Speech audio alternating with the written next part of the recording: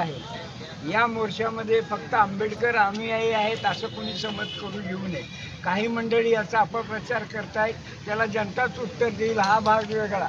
परंतु ज्या बाबासाहेब आंबेडकरांनी या देशाला आज 75 वर्ष दिली घटना, रात्रंदिवस कष्ट उपसले, त्या घटनेवर हा देश आज चाललेला आहे। ही घटना फक्त भारतातच नाही तर जगातल्या कितीतरी राष्ट्रांना या घटनेचं स्वागत केलेलं आहे, अभिनंदन केलेलं आहे। पण इथल्या जातीवादी सरकारला, इथल्या हिंदुत्वनिष्ठ लोकांना, आरक्षाच्या बगलबच्च्यांना ही घटना आज मान्य नाही।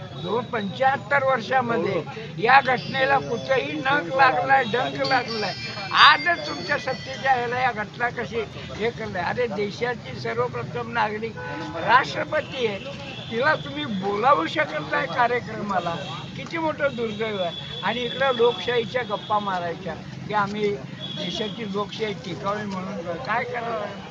अरे आज सगळ्या धंद्याचं खाजगीकरण, बेकारी वाढवायला, शेतकरी आज उघडा बोंबला लागला।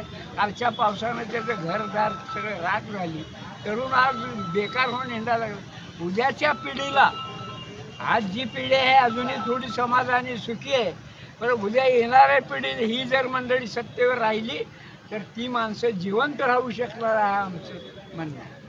आणि ते जिवंत राहायचं असेल तर ह्या लोकांना धडा हा शिकवलाच पाहिजे आणि तो लोकशाहीच्या मार्गाने।